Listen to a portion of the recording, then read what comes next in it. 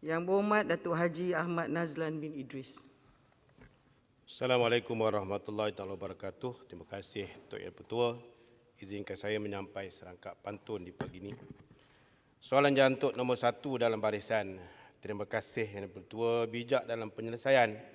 Yang Berhormat Menteri, soalan saya pohon penjelasan. Semoga kekhilafan dapat penyelesaian. Terima kasih. Yang Berhormat Menteri. Bismillahirrahmanirrahim. Assalamualaikum warahmatullahi wabarakatuh. Tuan Yang di-Pertua, untuk makluman Ahli Muhammad, Felda mula berhadapan dengan masalah kewangan sejak tahun 2013 bila mana ia menghadapi kerugian dan pendapatan sebelum cukai yang semakin merosot. Ini disebabkan antara lain oleh penyelesaian FGV di Bursa Malaysia pada tahun 2012 bila Felda kehilangan sumber pendapatan yang penting serta harga kelapa sawit yang kurang memberangsangkan. Bagi memastikan operasi harian dan komitmen perkhidmatan kepada warga peneroka berjalan yang lancar, Felda terpaksa membuat pinjaman dan kini menanggung jumlah hutang yang tinggi mencecah 10.7 bilion ringgit.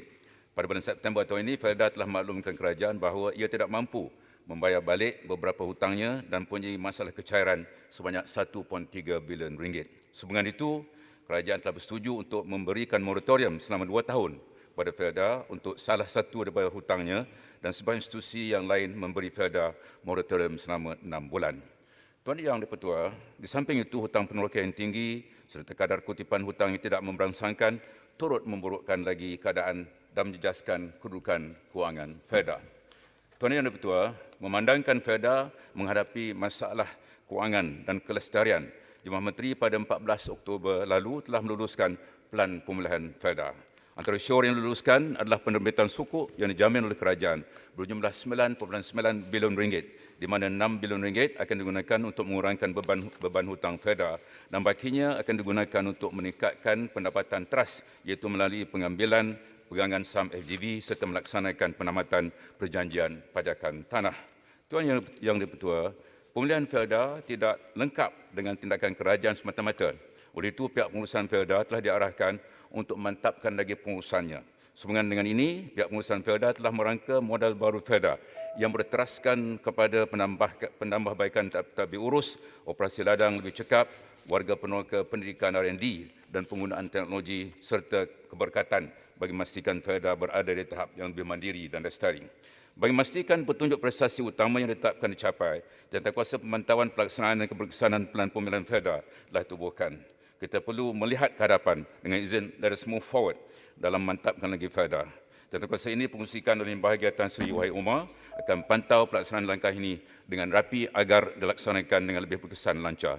Langkah pemulihan tersebut dijangka membawa hasil positif ke atas Felda pada tahun 2023. Ini akan dapat memastikan Felda mencapai kejayaan seperti mana syarikat-syarikat peladangan utama yang lain dan berada di landasan yang lebih teguh bagi melunaskan tanggungjawabnya sebagai agensi yang membela nasib lebih daripada 100,000 keluarga peneroka tanpa kebergantungan kepada kerajaan. Terima kasih, Datuk Yang di-Pertua.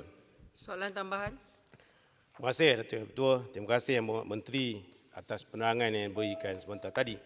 Saya nak merakamkan tahniah kepada Felda kerana mengadakan program wakaf Felda. Mana dia ini sungguh baik pada saya. Yang Berhormat Menteri, inisiatif pemulihan Felda yang dilaksanakan ini tidak harus tertumpu kepada rasionalisasi pinjaman kewangan semata-mata, malah satu bentuk penyelesaian secara holistik dan bersepadu perlu disegerakan untuk memastikan Felda berada di tahap yang lebih mandiri dan lestari demi keseimbangan peranan terhadap warga peneroka dan terus melangkah ke hadapan. Saya mohon Yang Berhormat Menteri menyatakan apakah inisiatif lain dalam perancangan kerajaan dan juga Felda, termasuk aset-aset Felda yang ada di luar negara, serta apakah harapan kerajaan terhadap Felda dan juga peneroka. Terima kasih. Silakan Menteri.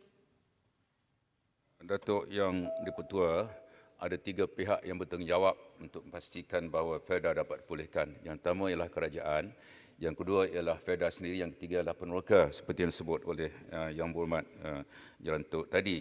Kerajaan telah meluluskan sukuk 9.9 bilion ringgit dan ini melibatkan bayaran balik kira-kira 1 bilion ringgit setahun. Ini tanggungjawab kerajaan yang besar. Ini merupakan bantuan yang diberikan oleh kerajaan tempoh 10 tahun bagi memastikan kemampanan kewangan Felda. Itu tanggungjawab kerajaan. Yang keduanya, pengurusan Felda sudah pasti seperti yang saya sebut dalam jawapan, bertanggungjawab untuk pastikan bahawa segala keputusan dapat dilaksanakan. Pengurusan nak dimantapkan. Kita nak supaya Felda setanding dengan syarikat-syarikat peladangan swasta yang mana produktivitinya lebih tinggi dan juga kadar perahannya lebih tinggi daripada Felda. Ini sudah pun diarahkan oleh pengurusi lembaga pengarah Felda. Yang ketiga, saya pasti peneroka juga ada tanggungjawab ya, untuk memastikan mereka mengambil peluang sepenuhnya daripada tindakan telah diambil oleh kerajaan. Mereka harus berdikari dan kita juga mahu mereka mempelbagaikan pendapatan mereka melalui umpamanya projek PPP yang melibatkan peruntukan kira-kira RM1 bilion mengenai aset-aset yang telah disebutkan oleh Yang Hormat tadi di luar negara. Felda akan tunggu masa yang sesuai untuk pastikan aset-aset ini dapat dijual pada harga yang munasabah. Jadi ringkasnya, tanggungjawab Felda, pengurusan Felda dan peneroka adalah penting dalam memastikan kejayaan pelan pemulihan. Kita tak boleh mengharapkan kepada kerajaan semata-mata, dan bersama-sama dengan pengurusi Felda dan pengurusan tinggi Felda, kita harap Felda akan menyahut cabaran untuk mengembalikan kegemilangan institusi ini menjadi kebanggaan kita seluruh negara. Terima kasih Datuk Yang di-Pertuan.